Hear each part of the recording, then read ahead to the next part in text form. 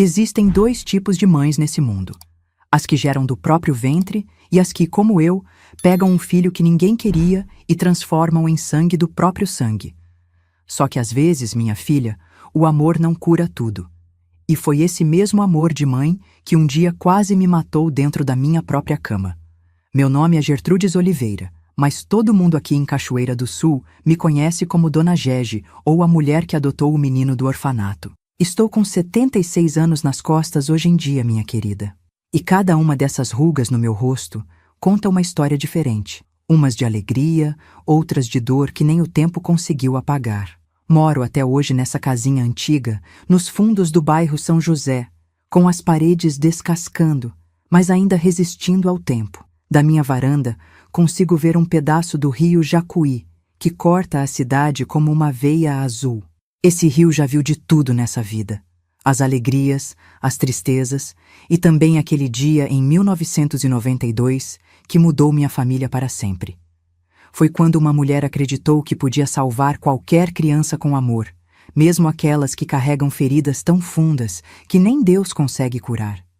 E você que está me ouvindo agora, conta pra mim qual é seu nome e de que cantinho desse Brasil está escutando essa história que ficou guardada no meu peito por mais de 30 anos. Me fala aqui embaixo nos comentários, viu? Tenho curiosidade de saber até onde minha voz de velha do interior está chegando. Quem sabe, até tem alguém aí de Cachoeira do Sul que já me conhece de vista e nem sabia desse segredo que carrego. Cachoeira do Sul não é uma cidade grande, minha filha. É um desses lugares que o tempo parece que passa mais devagar. Uma região que tem muita plantação de arroz, soja e onde todo mundo conhece todo mundo. As ruas principais são largas, mas quando você entra nos bairros mais antigos como o meu, elas ficam estreitas, com calçadas tortas que fazem os mais velhos como eu andarem olhando para o chão para não cair. Sabe, a gente já não está na melhor forma, né, minha querida? Aqui tem igreja antiga, praça central onde os velhos jogam dominó, e o rio que às vezes, quando chove muito, invade as casas mais baixas e leva um pouco da cidade com ele. Foi depois daquela enchente de 1988 que eu e meu falecido marido José decidimos que era hora de aumentar nossa família. A gente já tinha os nossos 2 filhos biológicos, o Paulo, que na época tinha 17 anos, e a Margarida, com 15. Mas sempre tive esse coração mole, sabe? Sempre quis ter mais filhos. Foi a Margarida que me deu a ideia. Ela tinha ido fazer um trabalho da escola no orfanato Santa Clara, lá no outro lado da cidade. Chegou em casa com os olhos vermelhos de tanto chorar. Mãe, a senhora precisava ver aquelas crianças. Tem uns que já estão lá há anos e ninguém quer porque são grandes demais. Todo mundo só quer bebê. Aquilo ficou martelando na minha cabeça. José, meu marido, não era muito de se emocionar, não, mas ele sempre respeitou minhas vontades. Trabalhava como encarregado na cooperativa de arroz, era homem sério, de poucas palavras, mas coração bom. Quando falei da ideia de adotar uma criança mais velha, ele só me olhou com aquele jeito dele, fumando o cigarrinho de palha na varanda, e disse: "Se é isso que você quer, Gege, vamos ver essa criança." Na primeira vez que visitamos o orfanato, meu coração quase saiu pela boca. Um lugar limpo, mas triste demais. Criança é para correr, pular, fazer barulho. Ali parecia que todo mundo tinha medo, até de respirar muito alto. A diretora, Dona Clemência, uma senhora magra com cara de quem chupou limão, nos levou até a sala dela. "Vocês têm preferência por menino ou menina? Qual idade?" "Queremos uma criança que realmente precise de uma família", eu disse, sentindo uma coragem que nem sabia que tinha. "Uma que talvez os outros não queiram adotar." Foi aí que ela falou do Rogério pela primeira vez. "Tenho um menino de 9 anos. Está conosco desde os 5. É um dos mais velhos daqui. Inteligente, mas reservado. A mãe era usuária de drogas, morreu de overdose. O pai, ninguém sabe quem é." Quando vi o Rogério pela primeira vez, estava sentado sozinho no canto do pátio, com um livro velho na mão. Um menino magrinho, de cabelo preto liso cortado rente, olhos escuros grandes que pareciam engolir o mundo. Não sorriu quando nos apresentaram. Apenas olhou, estudando a gente como se fosse um bichinho desconfiado. "Ele não fala muito", explicou a Dona Clemência, "mas é inteligente. Tira boas notas na escola. Só tem Dificuldade de se relacionar com as outras crianças. Naquela hora, meu coração de mãe já tinha decidido. Aquele menino precisava de uma família, precisava de mim. José, que estava ao meu lado, apertou minha mão. Ele também tinha sentido alguma coisa. O processo de adoção não foi fácil. Nunca é. Teve entrevista, visita da assistente social na nossa casa, papelada que não acabava mais.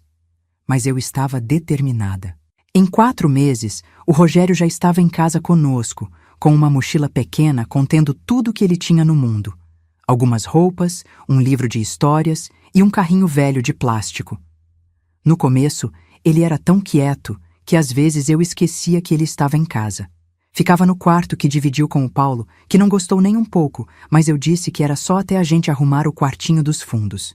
Mal falava durante as refeições, comia olhando para o prato como se tivesse medo que alguém fosse tirar a comida dele. Aos pouquinhos, fui tentando chegar perto. Fazia os pratos que ele gostava. Descobri que adorava macarrão com molho de carne. Comprei livros, pois notei que era o que ele mais gostava de fazer. Sentava do lado dele na sala enquanto assistia televisão. No início, ele se encolhia todo quando eu chegava perto, como se esperasse alguma coisa ruim. Partia meu coração ver aquilo. A primeira vez que ele sorriu para mim foi quando fez 1 mês que estava conosco. Eu tinha feito um bolo de chocolate para comemorar, com uma velinha só. Meio boba a ideia, mas queria marcar a data. 1 mês do nosso Rogério na família, eu disse. Ele olhou para mim com aqueles olhos grandes, surpreso, e um sorrisinho apareceu no canto da boca. Foi pequeno, tímido, mas estava lá. José, que estava na ponta da mesa, também viu e me deu uma piscadinha. Naquela noite, pensei que tudo ia dar certo, que tínhamos feito a escolha certa. Rogério começou a ir para a escola do bairro. Os primeiros meses foram difíceis. Chegava em casa com os cadernos rasgados, às vezes com um olho roxo ou o joelho machucado. O que aconteceu? Eu perguntava, coração apertado. Nada, ele sempre respondia, os olhos baixos. Foi a professora, Dona Helena, que me contou que os outros meninos implicavam com ele, chamando de órfão, de filho de ninguém. Coisas que só criança cruel consegue inventar para machucar. Mas ele não reage, ela me disse, preocupada. Fica quieto, engole tudo. Isso não é normal, Dona Gertrudes. A maioria das crianças chora, briga, conta para um adulto. Ele parece desligado. Com o tempo, as coisas começaram a mudar, mas não do jeito que eu esperava. Rogério continuava quieto em casa, mas na escola, a professora começou a reclamar de outros problemas. Dizia que ele tinha explosões de raiva por coisas pequenas, um lápis quebrado, um livro que não achava. Chorava de repente, sem motivo aparente, ou ficava olhando para o nada por minutos a fio. Eu tentava conversar com ele, mas era como falar com uma parede. José, meu marido, já começava a ficar impaciente. Ele precisa de regras, Gege. Você mima demais o menino. Mas como não mimar? Eu olhava para aquele rostinho magro, para aqueles olhos que pareciam carregar um peso grande demais para uma criança de 9 anos, e tudo o que conseguia pensar era em como fazer ele se sentir amado, seguro. Ah, minha filha, se você está gostando desta história de superação, dá uma forcinha para o canal Memórias da Vovó, viu? É só clicar no botãozinho de gostei e se inscrever para não perder nenhuma das nossas histórias. Essa vovó velha aqui fica muito feliz em saber que tem gente querendo ouvir o que tenho para contar. Agora vamos continuar, porque essa história ainda tem muito para ser revelado. Tem coisas que a gente não gosta de lembrar, mas que precisam ser contadas para que outras pessoas não passem pelo mesmo. Um dia, quando Rogério estava conosco há quase 1 ano, ele chegou da escola mais tarde que o normal. Era quase noite, e eu já estava preocupada, pensando em sair para procurar. Quando entrou pela porta, tinha um machucado feio no queixo e a camisa do uniforme rasgada. Meu Deus, menino! O que aconteceu? Perguntei, correndo para examinar o ferimento. Pela primeira vez desde que tinha chegado, ele explodiu. Jogou a mochila no chão com tanta força que os livros espalharam por toda a sala. Eles disseram que vocês só me adotaram porque recebem dinheiro do governo. Disseram que ninguém ia querer um menino velho como eu de verdade. Eu fiquei sem reação por alguns segundos, vendo aquele menino sempre tão controlado finalmente liberando a raiva que guardava. Depois, sem pensar duas vezes, abracei ele forte. No começo, ele ficou duro como uma tábua. Depois, lentamente, foi relaxando, até que começou a chorar. Um choro tão profundo, tão sofrido, que parecia vir lá de dentro da alma. "Você é meu filho", eu disse com a voz tremendo de emoção. "Meu filho do coração. E não existe dinheiro nenhum do governo, existe amor. Você é um Oliveira agora, e ninguém vai te tirar da gente." Aquela noite parecia um ponto de virada, como se alguma coisa dentro dele tivesse se quebrado e permitido que a gente finalmente entrasse. Ele começou a falar mais durante o jantar, a contar da escola, a fazer perguntas sobre a família. José também foi se aproximando, ensinando ele a consertar coisas na casa, a pescar no rio nos fins de semana. Como eu estava enganada, minha filha. Como a gente pode ser cega quando quer acreditar demais em algo. Porque o que eu não sabia é que aquele era só o começo de uma história que ia se tornar cada vez mais difícil e que acabaria numa noite que mudaria nossa família para sempre. Sabe, minha filha, tem uma coisa que só aprendi depois de velha. Às vezes, o amor da gente é que nem uma venda nos olhos. Faz a gente ignorar o que está bem na nossa frente, aqueles sinais que o destino manda avisando que tem algo errado acontecendo debaixo do nosso próprio teto. Quando Rogério completou 11 anos, já estava com a gente há quase 2 anos. Parecia que as coisas estavam finalmente entrando nos eixos. O menino tinha crescido uns palmos, tinha ganhado um pouco de corpo, não era mais aquela criança magrela que chegou com a mochilinha pequena e os olhos assustados. Na escola, as notas dele eram boas, não excelentes como no começo, mas se mantinha na média. Os professores já não mandavam mais bilhetes reclamando de comportamento estranho. E ele até tinha feito 2 amigos no bairro, o Toninho e o Marcos, que às vezes vinham brincar lá em casa. Foi por essa época que meu Paulo, o filho mais velho, se casou com a Lourdes e se mudou para Porto Alegre. A Margarida também saiu de casa para estudar enfermagem na capital.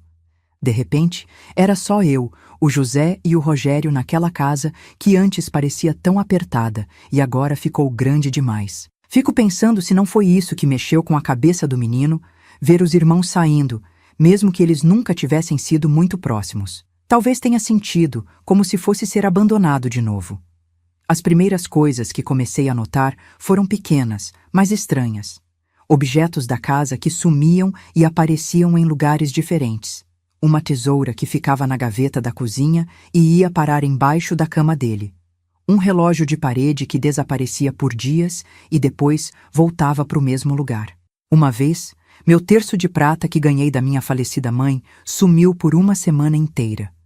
Procurei em todo canto, rezei até para Santo Antônio, padroeiro das coisas perdidas. Quando já tinha perdido a esperança, encontrei ele enrolado dentro de uma meia no fundo da gaveta do Rogério. "Por que você pegou meu terço, filho?" Perguntei, tentando não mostrar irritação. Ele olhou para mim daquele jeito vazio que às vezes me dava arrepio. "Não peguei nada. Alguém deve ter colocado aí." O José já não tinha a mesma paciência que eu. "Não pode mentir, menino. Se pegou, tem que assumir. Não educamos filhos para ser mentirosos." Aquela foi a primeira vez que vi ele olhar para o José com raiva de verdade. Um olhar duro, adulto demais para um menino de 11 anos. Depois, saiu batendo a porta do quarto e passou o resto do dia sem falar com a gente. Também comecei a notar que Rogério ficava muito tempo sozinho. José comprou um videogame para ele no aniversário de 12 anos. Economizou meses para conseguir dar esse presente. Mas em vez de jogar as coisas normais que os meninos da idade dele jogavam, ele passava horas trancado no quarto, com jogos que eu nem entendia direito. Uma vez, entrei de repente para levar um lanche e o jogo que ele estava jogando parecia violento demais. Tinha sangue na tela, coisas horríveis. Ele fechou tudo na mesma hora que me viu. "Que jogo é esse, Rogério?" Perguntei, colocando o prato com bolo na mesinha. "Nada não, mãe. É só um jogo de aventura." Falei para o José sobre isso, mas ele disse que eu estava exagerando, que menino dessa idade gosta mesmo dessas coisas de ação, de luta. "Você protege demais o garoto, Gege. Ele tem que aprender a ser homem." Às vezes, Rogério demorava mais que o normal para voltar da escola. Dizia que tinha ficado na biblioteca estudando ou que tinha ido na casa de algum amigo. Acreditei por um bom tempo. Até o dia que a coordenadora da escola ligou para minha casa perguntando por que Rogério tinha faltado 3 dias seguidos. Como assim faltado? Ele sai todo dia de uniforme, com a mochila nas costas. Respondi, sentindo o sangue gelar nas veias. Dona Gertrudes, faz 3 dias que seu filho não aparece aqui.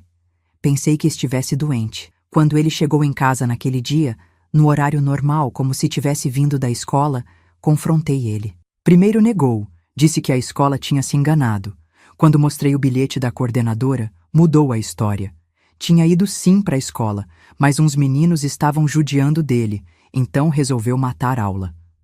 Por que não me contou, filho? Eu podia ter te ajudado, falado com a direção. Por que você não ia entender? Ele gritou, de um jeito que nunca tinha feito antes. Você acha que todo mundo é bonzinho igual você? Que todo mundo quer ajudar? Não é assim que o mundo funciona. José, que estava chegando do trabalho nessa hora, escutou a gritaria e veio ver o que estava acontecendo. Quando expliquei, ele ficou vermelho de raiva. Foi a primeira vez que vi meu marido erguer a mão para bater no Rogério, mas eu me meti na frente. Não, José, bater não resolve nada. Esse menino precisa de limite, Gertrudes. Não tá vendo o que tá acontecendo? Ele tá mentindo pra gente, matando aula. Deus sabe o que mais tá fazendo por aí. Rogério aproveitou a nossa discussão e saiu correndo, batendo a porta da rua com força. Só voltou de madrugada, quando a gente já tinha ligado até pra polícia. Entrou sem fazer barulho, mas eu estava acordada na sala, esperando. Quando acendi a luz, levei um susto. A roupa dele estava suja de terra, tinha um arranhão na cara, e os olhos pareciam de outra pessoa, dilatados, selvagens. Onde você esteve? Perguntei, segurando ele pelos ombros. Ficamos malucos de preocupação. Por aí, ele respondeu, desviando o olhar. Preciso tomar banho. No dia seguinte, encontrei um isqueiro e um maço de cigarros no bolso da calça dele quando fui lavar roupa. Chorei o dia inteiro, escondida. O que estava acontecendo com aquele menino que eu tanto amava? Onde tinha errado? Por que ele estava se afastando assim da gente? Passamos por uma fase difícil. José achava que precisávamos ser mais duros, colocar castigos, tirar privilégios. Eu ainda tentava conversar, entender o que se passava na cabeça dele. Levei até numa psicóloga do posto de saúde, mas ele não abriu a boca nas 3 sessões que consegui que ele fosse. Seu filho tem muita raiva guardada, dona Gertrudes, me disse a doutora depois da última consulta. Crianças que passaram por abandono, como ele, costumam ter problemas de apego, de confiança. Pode ser que ele esteja testando vocês, para ver se vocês também vão abandoná-lo, como a mãe biológica fez. Aquilo fez sentido. Resolvi que ia ter mais paciência, mostrar para ele que, não importava o que fizesse, nós éramos sua família agora e sempre. José não concordava muito com essa abordagem, mas acabou cedendo. Você sempre teve mais jeito com os meninos mesmo, ele disse, com aquele jeitão dele de quem não gosta de admitir que não sabe o que fazer. Foi por essa época que comecei a notar mudanças no corpo do Rogério. Ele já estava com 13 anos, entrando na adolescência. A voz engrossando, espinhas aparecendo no rosto, os braços e pernas crescendo tão rápido que as roupas ficavam pequenas num piscar de olhos. Junto com essas mudanças, veio também um interesse repentino em ficar bonito. Ele, que nunca se importava com o que vestia, agora queria roupas de marca, tênis caros que a gente mal podia pagar. Tá querendo impressionar alguma menina, é? José brincou um dia, quando ele apareceu na cozinha com o cabelo todo arrumado com gel. O rosto dele ficou vermelho como um tomate, mas não respondeu nada. Foi por essa época também que notei as revistas. Tinha encontrado embaixo do colchão dele quando fui trocar os lençóis. Revistas com mulheres nuas, daquelas bem indecentes. No começo fiquei chocada, mas depois pensei que talvez fosse normal para um menino daquela idade. Mesmo assim, aquilo me deixou incomodada. Não eram revistas comuns que os adolescentes costumavam ter. Aquelas eram mais extremas, se é que me entende. Mostrei para o José, que deu de ombros. Deixa o menino, Gege. Todo rapaz dessa idade tem curiosidade. Melhor isso que estar fazendo coisa errada por aí. Mas não era só isso. Comecei a perceber que Rogério olhava para mim de um jeito que me deixava desconfortável. No começo, pensei que era coisa da minha cabeça. Eu já estava com quase 50 anos na época, cabelo começando a ficar grisalho, corpo de mãe que já pariu 2 filhos. Não era possível que tivesse alguma coisa esquisita no olhar dele. Devia ser só preocupação minha, imaginação de velha boba. Até o dia que entrei no banheiro sem bater, a porta nem estava totalmente fechada, e encontrei ele com uma foto minha na mão. Uma foto antiga, de quando eu era mais jovem, que ficava num porta-retrato na sala. Ele ficou tão assustado que deixou a foto cair no chão. O vidro do porta-retrato quebrou. "O que você está fazendo, Rogério?" Perguntei confusa. "Nada, só achei a foto bonita", ele respondeu, saindo correndo e me empurrando no processo. Fiquei parada ali, sentindo um frio na espinha que não conseguia explicar. Aquilo não era normal. Tinha alguma coisa errada acontecendo, mas eu não conseguia admitir nem para mim mesma o que podia ser. Quando Rogério fez 14 anos, as coisas pioraram ainda mais. Ele praticamente não ficava mais em casa. Saía cedo, dizia que ia para a escola, mas raramente ia mesmo. Voltava tarde, às vezes cheirando a cigarro, às vezes com um olhar estranho, perdido. José e eu brigávamos quase toda noite por causa disso.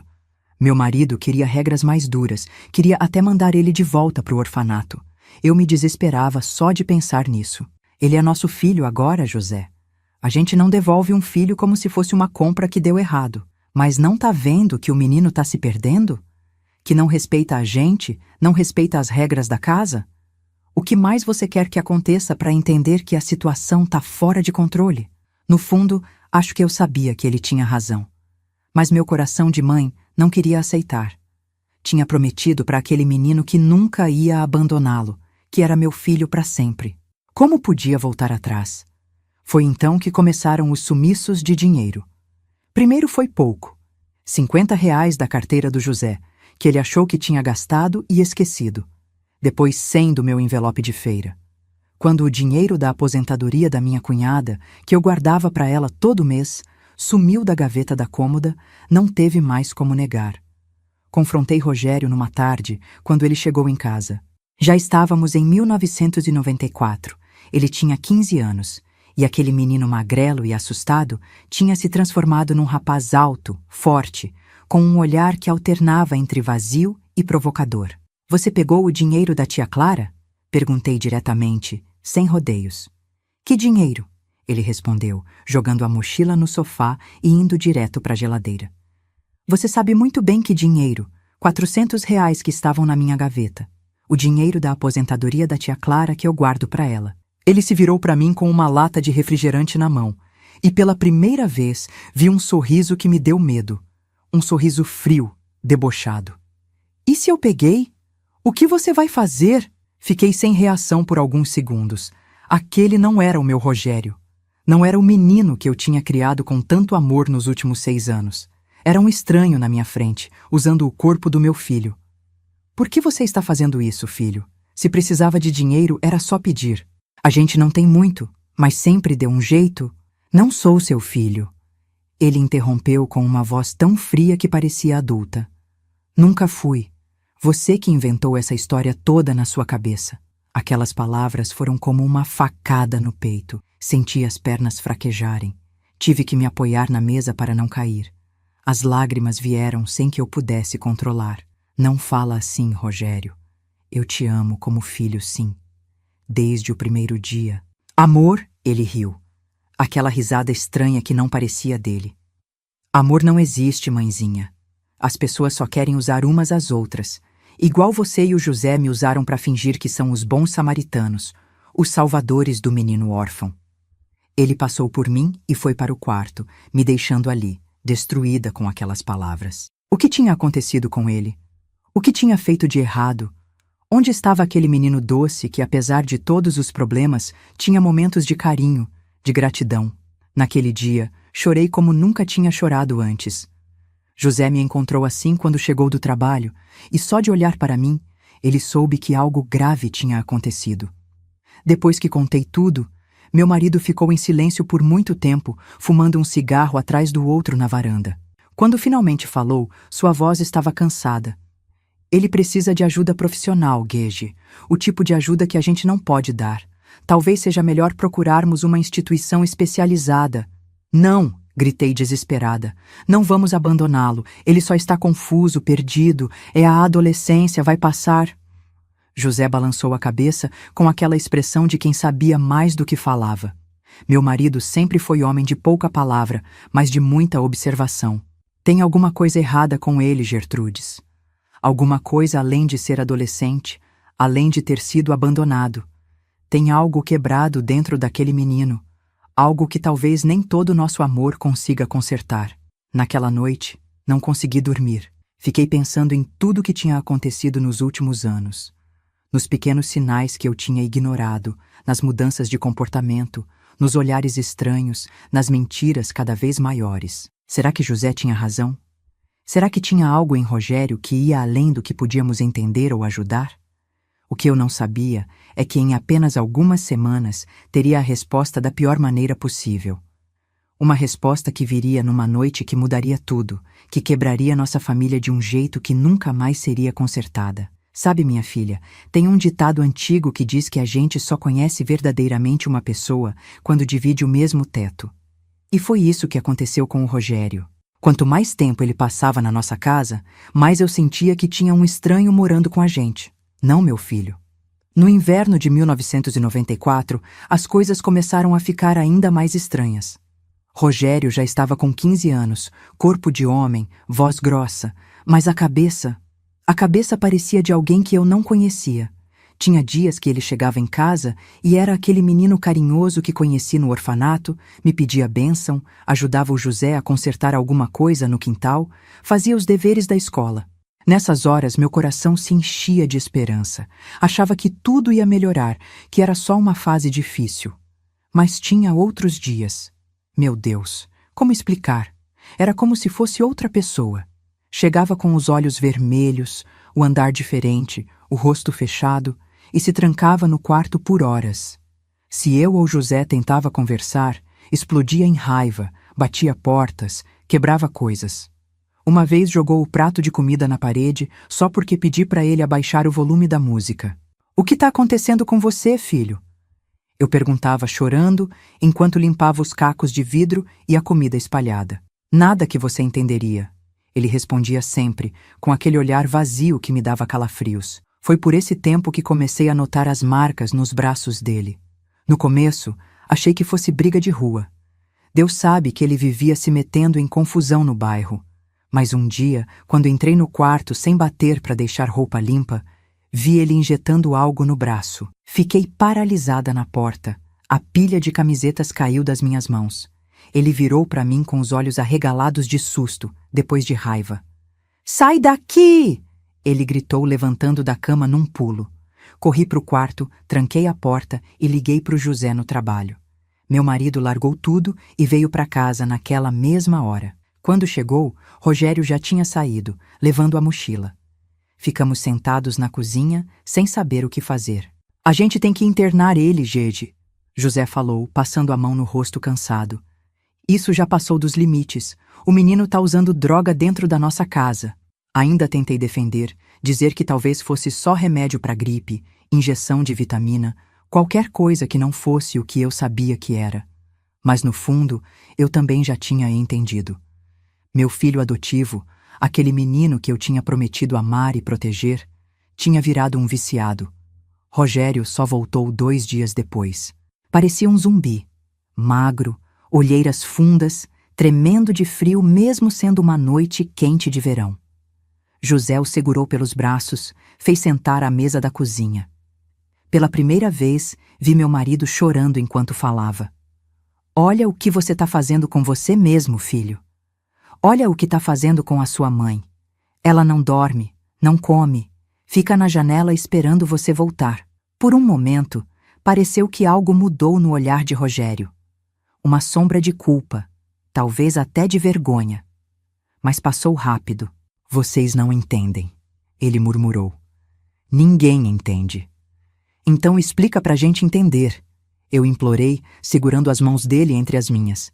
Estavam frias como gelo, os dedos machucados, as unhas sujas. "O que está acontecendo com você? Desde quando isso começou? Por quê?" Ele ficou em silêncio por um tempo, olhando para o chão. Quando finalmente falou, a voz estava baixa, quase um sussurro. Vocês acham que sabem quem eu sou, mas não sabem. Ninguém sabe. Então conta pra gente.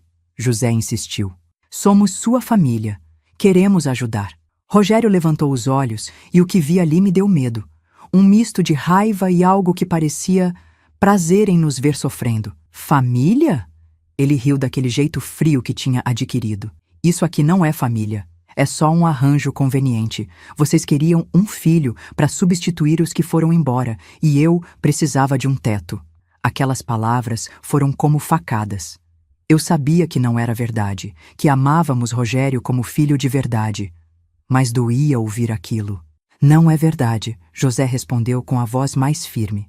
Você é nosso filho, sim. Por isso mesmo que vamos buscar ajuda para você. Amanhã mesmo vou te levar num lugar que trata de dependentes. Não vou para lugar nenhum, Rogério berrou, levantando da mesa com tanta força que derrubou a cadeira. Vocês não mandam em mim, não são meus pais de verdade. E saiu batendo a porta da rua com tanta força que o retrato da parede caiu. José correu atrás, mas ele já tinha sumido na escuridão. Naquela noite, decidimos que, quando ele voltasse, iríamos interná-lo, mesmo contra a vontade. Não tínhamos mais escolha. Mas ele não voltou no dia seguinte, nem no outro. Passou uma semana inteira, e nada do Rogério. Procuramos em todo canto, hospitais, delegacia, casa dos poucos amigos que conhecíamos. Ninguém tinha notícia. Até uns meninos que moravam na rua, embaixo da ponte do rio, disseram que tinham visto ele por lá, mas fazia dias que tinha sumido. Foi um dos piores momentos da minha vida. A culpa me corroía por dentro. Onde tinha errado? O que podia ter feito diferente? Por que não tinha visto os sinais antes? Cada noite que passava sem notícia era um tormento, imaginando meu filho na rua, passando frio, fome, usando aquelas drogas que estavam destruindo ele por dentro. Não é culpa sua, Diege. José tentava me consolar. Mas eu via o mesmo sofrimento nos olhos dele. Fizemos o melhor que podíamos. Quase 2 semanas depois, na hora do jantar, escutamos batidas na porta. Quando José abriu, lá estava Rogério. Mas não era o mesmo que tinha saído. Parecia ter envelhecido anos naquelas 2 semanas. Ainda mais magro, com um corte feio na sobrancelha, a roupa suja e rasgada. Mas o pior eram os olhos, vidrados, perdidos. Filho! Gritei, correndo para abraçar ele. Mal se aguentava em pé. O que fizeram com você? Ele não respondeu, só caiu nos meus braços, pesado como chumbo. José ajudou a carregá-lo para dentro. Deitamos ele no sofá. Estava ardendo em febre, tremendo. Quis chamar a ambulância, mas José achou melhor não. Se descobrirem que ele está usando droga, vão chamar a polícia. Pode piorar a situação. Vamos cuidar dele aqui mesmo. Passei a noite inteira ao lado do Rogério, trocando as compressas de água fria na testa, fazendo ele beber água, segurando enquanto vomitava tudo o que tentava engolir. De madrugada, no pior da febre, ele começou a delirar. Chamava pela mãe verdadeira. Gritava para alguém parar de bater nele. Chorava como uma criança pequena. Foi ali, ouvindo aqueles delírios, que comecei a juntar as peças. As coisas que não sabíamos sobre o passado dele, os traumas enterrados fundo que nenhum amor poderia curar sozinho. Ele murmurava nomes que nunca tinha mencionado acordado, falava de coisas que tinha visto, que tinha sofrido. Meu coração de mãe se apertava a cada revelação. Quanta dor um menino tão jovem já tinha carregado. De manhã, a febre cedeu um pouco. Ele acordou, olhou ao redor confuso, depois me viu sentada na cadeira ao lado. Mãe?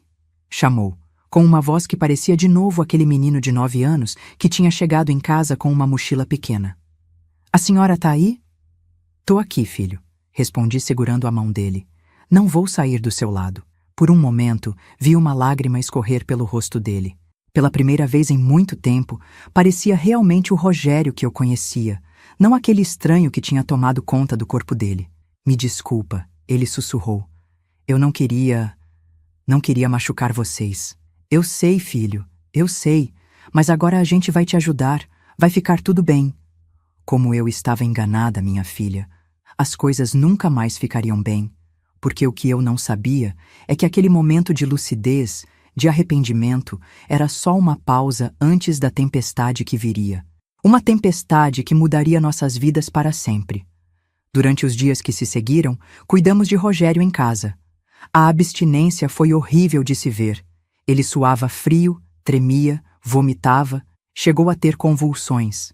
José queria levá-lo para o hospital, mas eu tinha medo que o internassem num lugar pior do que o que já estávamos passando, ou que o mandassem de volta para alguma instituição do governo. Então, cuidamos dele ali mesmo, eu e José, nos revezando para não deixá-lo sozinho nem um minuto. Aos poucos, ele foi melhorando. A cor voltou ao rosto, a fome apareceu, os tremores foram diminuindo. E com essa melhora física, uma mudança de comportamento também. Ele parecia o Rogério de antes. Educado, até carinhoso. Pedia desculpas pelo que tinha feito, agradecia pelo cuidado, prometia que ia mudar, que nunca mais ia usar drogas nem roubar da gente. E nós, bobos que éramos, acreditamos. José até tirou uma semana de folga do trabalho para ficar de olho nele, garantir que não saísse sozinho, que não voltasse para o mesmo caminho. Mas depois teve que voltar. A vida não para só porque a gente tá com problema, né, minha filha? As contas continuavam chegando, a comida precisava ser comprada, o aluguel pago. Nas primeiras semanas de outubro, tudo parecia estar voltando aos trilhos. Rogério tinha voltado para a escola, chegava em casa no horário certo, fazia os trabalhos, até começou a ajudar em casa. Cortava a grama do vizinho para ganhar um trocado, lavava a louça sem precisar pedir. Já estávamos até planejando matricular ele num curso técnico no ano seguinte, dar uma profissão para o menino. Uma noite, estávamos jantando os três juntos, como há muito tempo não fazíamos, quando Rogério me olhou com aqueles olhos grandes, agora limpos das drogas, e disse algo que nunca vou esquecer. Mãe, a senhora sempre quis saber por que comecei a usar droga. José e eu ficamos tensos de repente. Era um assunto que vínhamos evitando, com medo de trazer lembranças ruins, de despertar aquele outro Rogério que tanto nos assustava. Só se você quiser falar, filho, respondi com cautela. Quero sim. Acho que vocês merecem saber. Ele respirou fundo. Foi por causa da minha mãe verdadeira, não da que morreu de overdose quando eu era pequeno. Isso é mentira que inventaram no orfanato. Minha mãe me abandonou quando eu tinha 4 anos. Deixou na porta de uma igreja com um bilhete. Nunca soube por quê. Meu coração apertou ao ouvir aquilo. Tantos anos e nunca tinha conseguido fazer ele falar sobre o passado. Depois, fui de família em família, de orfanato em orfanato. Em um deles, tinha um funcionário. Ele parou, engoliu em seco. Ele fazia coisas com as crianças, coisas ruins. José baixou o garfo, o rosto ficando vermelho de raiva. Eu senti uma náusea subindo pela garganta. Por isso que quando vocês me adotaram, eu não conseguia confiar. Não conseguia acreditar que alguém ia querer mesmo ficar comigo, cuidar de mim sem querer nada em troca. Ele limpou uma lágrima com as costas da mão. Aí na escola conheci uns meninos mais velhos. Eles me deram essas coisas para usar, disseram que ia fazer a dor passar. E por um tempo funcionou mesmo. Quando estava drogado, não lembrava de nada. Não sentia nada. Levantei da mesa, dei a volta e abracei meu filho com toda a força que tinha. José também veio.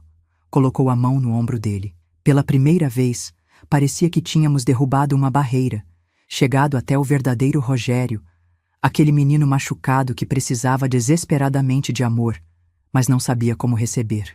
Vai ficar tudo bem agora, filho, prometi, beijando o topo da cabeça dele. A gente vai ajudar você a superar isso. Juntos, como família. Naquela noite, deitei ao lado do José com o coração cheio de esperança. Finalmente tínhamos entendido o que acontecia com nosso filho. Finalmente, podíamos ajudar de verdade. Acho que agora as coisas vão melhorar. Falei pro meu marido, enquanto apagava a luz. Ele abriu o coração pra gente. José ficou em silêncio por um tempo. Depois suspirou. Tomara que sim, Gege. Mas não sei. Tem algo no olhar dele que ainda me preocupa. É trauma, José. O menino passou por coisa que a gente nem consegue imaginar. Vai levar tempo, mas ele vai melhorar. Você vai ver. Encostei a cabeça no peito do meu marido e adormeci, sentindo uma paz que não sentia há anos. Mal sabia que seria a última noite de paz que teríamos naquela casa. Porque menos de uma semana depois, aconteceria o que nunca, nem nos meus piores pesadelos, imaginei que pudesse acontecer sob o meu próprio teto. Era final de outubro de 1994, uma quinta-feira que começou igual tantas outras. O dia tinha sido quente, daquele jeito abafado que faz a gente em Cachoeira do Sul saber que vem tempestade por aí. Rogério tinha ido para a escola de manhã, voltou no horário certo, até jantou com a gente. Arroz, feijão e um frango ensopado que eu tinha feito. Estava calado, mas isso não era novidade. Desde a nossa conversa sobre o passado dele, ele ficava assim às vezes, mergulhado nos próprios pensamentos. José comentou durante o jantar que no dia seguinte ia precisar sair mais cedo para o trabalho. Tinha uma carga grande chegando na cooperativa, e ele, como encarregado, precisava estar lá antes de todo mundo. Lembro que Rogério olhou para o meu marido de um jeito estranho quando ele falou isso, mas na hora não dei importância. Antes de continuar a história, lembre-se de curtir essa minha história e se inscrever nesse canal. Obrigado a todos por estarem me assistindo. Depois do jantar, Rogério disse que ia para o quarto estudar para uma prova. José ficou na sala, vendo o jornal na televisão. Eu arrumei a cozinha e fui tomar banho. Era nossa rotina normal, nada diferente de qualquer outra noite. Por volta das 10 horas, José veio para o quarto. Estava cansado. Logo pegou no sono. Eu ainda fiquei um tempinho acordada, rezando o terço como fazia todas as noites, agradecendo que as coisas pareciam finalmente estar entrando nos eixos. Adormeci com o barulho da chuva que tinha começado a cair lá fora. Uma chuva forte, com trovoadas, daquelas que fazem a gente se encolher debaixo das cobertas, agradecendo por ter um teto sobre a cabeça. Não sei dizer exatamente que horas eram quando acordei. Talvez 3, 4 da manhã. A chuva tinha parado, mas o ar ainda estava úmido, pesado. Abri os olhos com aquela sensação estranha de que tinha alguém me olhando. Sabe aquele arrepio na nuca que a gente sente quando tem alguma coisa errada? No começo, achei que fosse só impressão, que tinha acordado de algum pesadelo que não lembrava, mas então vi uma sombra se movendo no quarto. No susto, achei que fosse um ladrão que tinha entrado pela janela. Ia gritar para acordar José, quando a sombra chegou mais perto da cama e percebi, com o coração quase parando, que era Rogério. Ele estava parado ao lado da minha cama, olhando para mim de um jeito que nunca vou esquecer na vida. Não era o olhar do meu filho, era o olhar de um estranho, de alguém que eu não conhecia. Frio, vazio, mas ao mesmo tempo intenso demais. Rogério? Chamei baixinho, confusa. O que foi, filho? Está passando mal? Ele não respondeu, só continuou me olhando daquele jeito que me gelou a alma. Foi então que percebi que ele estava sem camisa, só de bermuda. E quando meus olhos se acostumaram mais com o escuro, notei algo que me fez parar de respirar. Ele estava excitado, de um jeito que nenhuma mãe deveria ver seu filho. O que você está fazendo? Perguntei, a voz tremendo de medo. Tentei me sentar na cama, me afastar, mas com um movimento rápido ele colocou a mão sobre minha boca, impedindo que eu gritasse. Shh! Ele sussurrou, chegando mais perto. Não acorda o José. Não quero machucá-lo. O terror que senti naquele momento não dá para explicar com palavras. Era meu filho, aquele menino que eu tinha criado com tanto amor, que eu tinha prometido proteger. E ali estava ele, como uma fera prestes a atacar sua própria mãe. Tentei me debater, empurrar ele para longe, mas Rogério era forte, muito mais forte do que eu jamais imaginei. Com um movimento, ele subiu na cama, por cima de mim. Senti o peso dele me imobilizando, a mão apertando minha boca com tanta força que mal conseguia respirar. Sempre quis fazer isso. Ele sussurrou no meu ouvido, palavras que me deram ânsia de vômito. Desde o primeiro dia que vim para essa casa, a senhora não percebia como eu olhava, como eu seguia pela casa. Lágrimas escorriam pelo meu rosto, enquanto eu tentava desesperadamente acordar José, que dormia do outro lado da cama. Mas meu marido sempre teve sono pesado, nunca acordava com facilidade. Nos meus olhos apavorados, implorei para Rogério parar, para voltar a ser o menino que eu conhecia, que eu amava. Por um instante, parecia que ele hesitou. Vi um lampejo de confusão passar pelos olhos dele, como se por um segundo tivesse voltado a si. Mas logo aquele olhar vazio retornou, e ele começou a puxar o lençol que me cobria. Foi nesse momento que José finalmente acordou. Talvez pelo movimento na cama, talvez pelo sexto sentido que só um pai tem, não sei. Só sei que de repente escutei a voz do meu marido, confusa no início, depois carregada de um horror que nunca tinha ouvido antes. Que diabos é isso? José gritou, sentando na cama de um pulo. Rogério virou a cabeça, assustado, mas não saiu de cima de mim. Foi como se algo tivesse quebrado dentro dele de vez, como se aquele último fio de humanidade que ainda restava tivesse se rompido. Sai de cima dela! José berrou, pulando em cima de Rogério com uma força que eu não sabia que meu marido de 55 anos ainda tinha. Os dois caíram no chão num baque surdo, derrubando o abajur da mesinha de cabeceira. Ouvi gritos, sons de luta, coisas quebrando. Acendi a luz do quarto com as mãos tremendo e vi uma cena que nunca vou esquecer. José e Rogério rolando pelo chão. Meu marido tentando imobilizar nosso filho, que se debatia como um animal selvagem. Chama a polícia! José gritou para mim enquanto tentava segurar os braços de Rogério. Vai, Gertrudes, chama a polícia! Mas eu estava paralisada, em choque, sem conseguir acreditar no que estava acontecendo. Como tínhamos chegado àquele ponto? Como o menino que eu tinha prometido amar e proteger tinha se transformado naquele monstro? Com um movimento brusco, Rogério conseguiu se soltar de José. Vi meu filho agarrar algo do chão, o abajur quebrado, e antes que pudesse gritar um aviso, ele acertou a cabeça do meu marido com toda a força. José caiu para trás, um filete de sangue escorrendo pela testa. Não estava desacordado, mas atordoado demais para reagir. Rogério se levantou, olhando do pai para mim com um sorriso que não parecia humano. Viu o que você fez? Ele disse, apontando para José sangrando no chão. Se tivesse ficado quieta, nada disso precisava acontecer. Aquela voz não era a voz do meu Rogério. Era a voz de alguém, ou algo, que tinha tomado conta dele. Naquele momento, um instinto que nem sabia que tinha, despertou dentro de mim. Pulei da cama, passei correndo por Rogério e consegui sair para o corredor. Socorro! Gritei, correndo em direção à porta da frente. Alguém me ajuda! Rogério veio atrás de mim, mas tropecou nos móveis da sala escura. Consegui chegar até a porta, destrancá-la com dedos trêmulos e sair para a rua, ainda de camisola. A noite estava fria e úmida depois da chuva, mas mal senti o frio. Só corri. Corri como nunca tinha corrido antes, gritando por ajuda. Foi o seu Armando, nosso vizinho da frente, que saiu primeiro. Depois, a dona Lourdes da casa ao lado.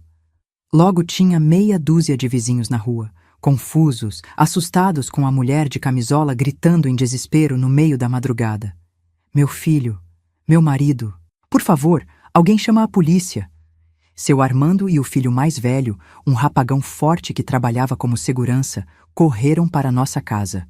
Rogério tinha desaparecido, pulado o muro dos fundos, descobrimos depois.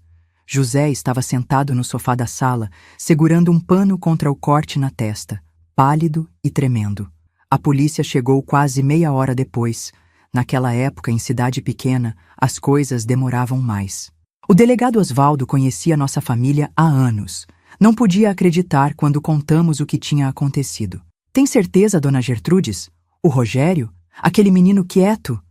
Como explica para alguém que seu próprio filho, que você criou por 6 anos, tinha tentado... Nem conseguia dizer a palavra. Como admite que aquele menino que todo mundo via como tímido, educado, escondia um lado que nem a gente, que vivia sob o mesmo teto, conhecia completamente? Fizeram buscas pela cidade toda, mas Rogério tinha sumido. José foi levado para o pequeno hospital de Cachoeira do Sul, onde deram alguns pontos na testa dele e receitaram calmantes para nós dois. Quando voltamos para casa, de manhã, parecia que tinha passado um furacão por ali. Móveis quebrados, vidros pelo chão, manchas de sangue no carpete do quarto. Mas o pior não era a bagunça física. Era o sentimento de que algo tinha sido irremediavelmente destruído. Nossa família, nossa confiança, nossa sensação de segurança. Durante dias, não consegui dormir direito. Cada barulho na noite me fazia pular da cama, achando que era ele voltando. José, meu marido sempre tão forte, também estava destruído.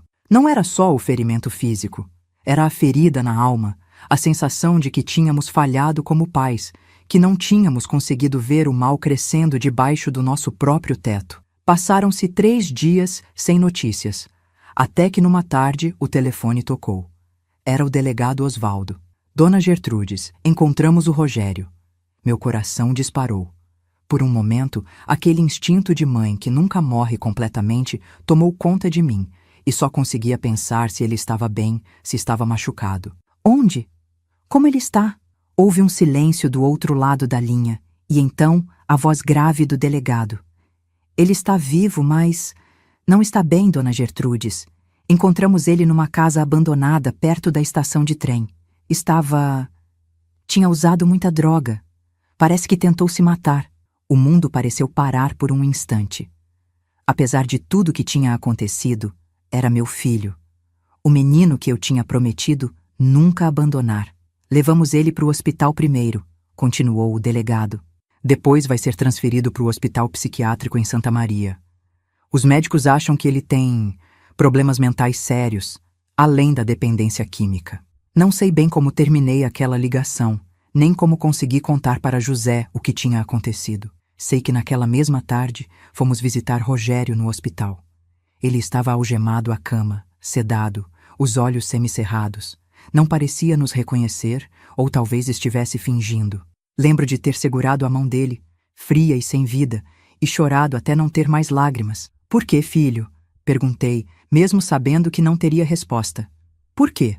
No dia seguinte, ele foi transferido para o hospital psiquiátrico. Fomos autorizados a visitá-lo uma semana depois. Era um lugar triste, com paredes brancas descascando, cheio de pessoas de olhar perdido vagando pelos corredores. Um médico nos recebeu antes da visita, um homem jovem com olheiras profundas e cabelo já rareando. Seu filho tem um quadro complexo, ele explicou, folheando uma pasta. Esquizofrenia, transtorno de personalidade antissocial, além da dependência química.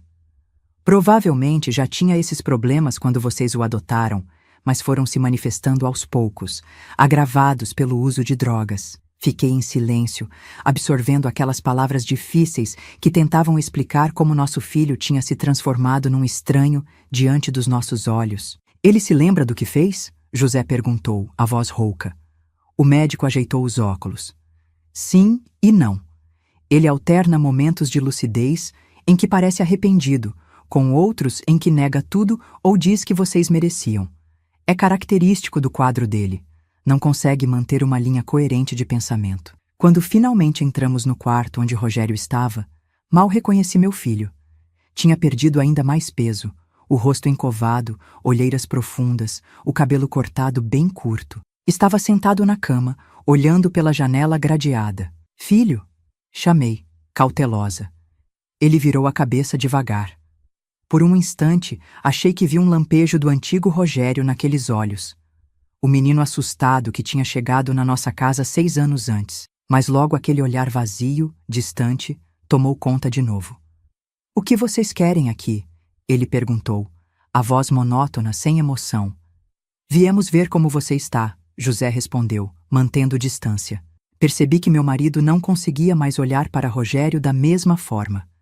Algo tinha se quebrado para sempre entre eles. Rogério deu uma risada seca, sem humor. Agora é tarde demais para se preocupar, não acham? Nunca é tarde, filho, eu disse, ainda tentando alcançar alguma parte dele que pudesse estar intacta. Você está doente, mas vai melhorar. E quando melhorar? E quando eu melhorar o quê? Ele interrompeu, a voz ficando mais agitada. Vou voltar para casa? Vamos ser uma família feliz de novo? Depois do que eu fiz, não tinha resposta para aquilo. Porque no fundo, eu sabia que era verdade. Nada seria como antes. Mesmo se um dia ele melhorasse, mesmo se um dia pudéssemos perdoar, as cicatrizes seriam permanentes. Aquela foi a última vez que vimos o Rogério. Algumas semanas depois, ele foi transferido para um hospital de custódia em Porto Alegre, um lugar para criminosos com doença mental. O juiz determinou que ele ficaria lá por tempo indeterminado, até que estivesse curado, se algum dia isso acontecesse. José e eu voltamos para casa, para uma vida que parecia vazia, sem sentido. Nossa casa, que já tinha sido um lugar cheio de esperança, agora parecia assombrada pelas lembranças. Cada canto, cada móvel, cada fotografia na parede contava uma história diferente, mas todas terminavam da mesma forma dolorosa. Tentamos seguir em frente, mas nunca mais fomos os mesmos. José, meu marido forte que nunca demonstrava fraqueza, começou a beber mais que o normal.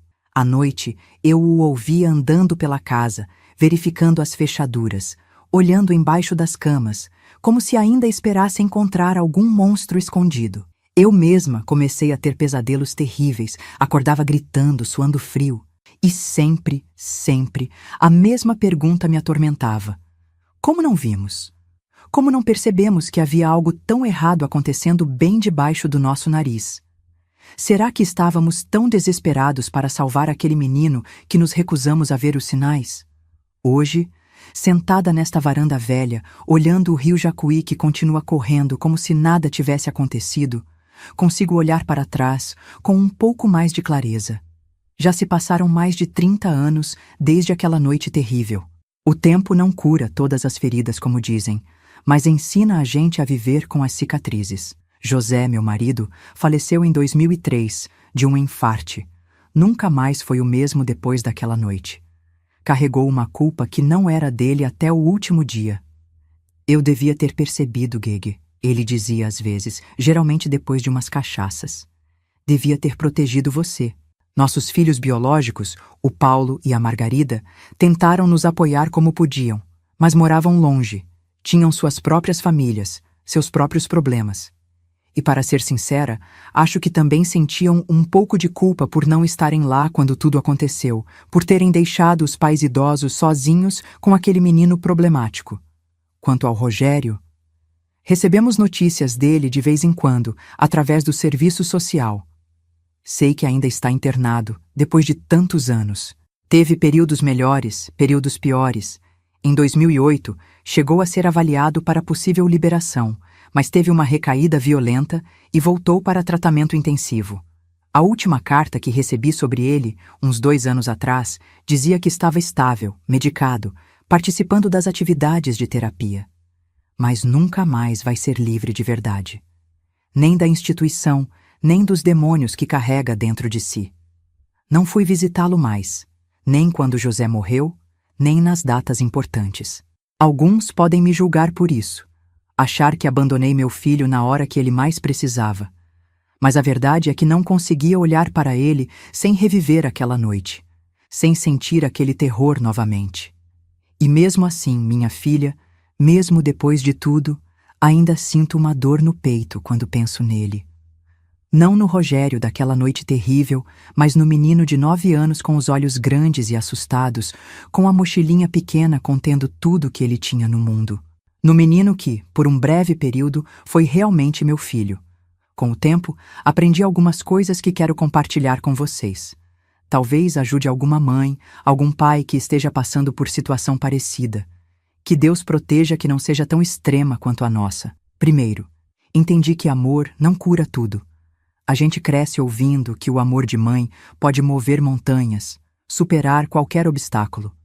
Não é verdade. Algumas feridas são profundas demais. Alguns problemas precisam de ajuda profissional, de medicina, de tratamento sério. Amar é importante, fundamental até, mas não é suficiente. Segundo, aprendi a reconhecer sinais. Hoje, quando vejo um jovem com comportamento parecido com o que o Rogério começou a mostrar, sinto um arrepio na espinha. Os olhares vazios, as mudanças bruscas de humor, a crueldade com animais ou pessoas mais fracas, as mentiras cada vez maiores, o isolamento crescente, são avisos que a vida nos dá e que precisamos levar a sério. Terceiro, entendi que nunca devemos ignorar nosso instinto. Aquela vozinha dentro da gente que diz que tem algo errado, não fala à toa. Quantas vezes senti que havia algo estranho no olhar do Rogério, na forma como ele me seguia pela casa, como pegava minhas coisas escondido? Mas ignorei porque não queria acreditar, porque era mais fácil fingir que estava tudo bem. Quarto, aprendi que algumas pessoas já vêm ao mundo com algo quebrado dentro delas. Não é culpa dos pais, Não é culpa do ambiente, é algo na própria constituição delas. Claro que abandono, abuso, traumas pioram tudo, como no caso do Rogério. Mas algumas almas já nascem com uma escuridão que nem todo amor do mundo consegue iluminar. Por fim, entendi que perdoar não significa esquecer ou voltar a confiar. Perdoei o Rogério, no sentido de não carregar ódio dele, de entender que estava doente, que não tinha controle total sobre suas ações. Mas isso não significa que eu pudesse confiar nele novamente, ou colocar outras pessoas em risco por causa de um sentimento de culpa ou dever maternal. Nos anos que se seguiram àquela noite, conheci outras famílias que passaram por situações semelhantes, não exatamente iguais, mas com filhos que tinham problemas mentais sérios, que se tornaram violentos, perigosos. É mais comum do que a gente imagina, mas ninguém fala sobre isso. Parece que existe uma conspiração de silêncio, como se admitir que seu filho pode ser uma ameaça fosse o maior fracasso que uma mãe pode ter. Formamos até um grupo de apoio, aqui em Cachoeira do Sul. Nos reunimos uma vez por mês na igreja, compartilhamos nossas histórias, nossas dores, nossas pequenas vitórias. Ajuda a saber que não estamos sozinhas, que outras mães também carregam esse fardo silencioso. Hoje, aos 76 anos, olho para trás e vejo uma vida marcada por essa tragédia, mas não definida por ela. Tive momentos de alegria também. O casamento do Paulo, o nascimento dos meus netos, as visitas da Margarida quando consegue vir de Porto Alegre. A vida continua, mesmo quando parece impossível seguir em frente. Se você está passando por algo parecido, se tem um filho com problemas mentais que está se tornando uma ameaça, não tenha vergonha de buscar ajuda. Não espere até ser tarde demais, como eu esperei. Não deixe que o amor te cegue para os perigos reais. E lembre-se, você não é uma má mãe por reconhecer que seu filho precisa de mais ajuda do que você pode dar. Ah, minha filha, se você gostou dessa história, mesmo sendo tão triste, não deixe de se inscrever no canal Memórias da Vovó. É só clicar no botãozinho logo abaixo do vídeo. E se quiser conversar com outras pessoas que acompanham nossas histórias, entre no grupo do WhatsApp que está lá na descrição. Lá, a equipe deste canal conta mais histórias e faz amizade com gente de todo esse Brasil. E lembra, minha querida, a sabedoria não vem dos livros, vem das cicatrizes que a vida deixa. E nós, velhas que somos, temos muitas cicatrizes e muitas histórias ainda para contar. Algumas boas, algumas ruins, mas todas verdadeiras, todas parte dessa grande jornada que é viver. Às vezes a gente passa anos cruzando com as mesmas pessoas e nunca imagina o que elas viveram, o que elas fizeram para sobreviver. Cada rosto enrugado como o meu esconde 1000 histórias, 1000 batalhas silenciosas. E se minha história puder ajudar alguém a não passar pelo que passei, já terá valido a pena compartilhar essa dor antiga. Obrigada por me ouvir, por me deixar desabafar. Que Deus proteja você e sua família e mantenha os males bem longe do seu lar.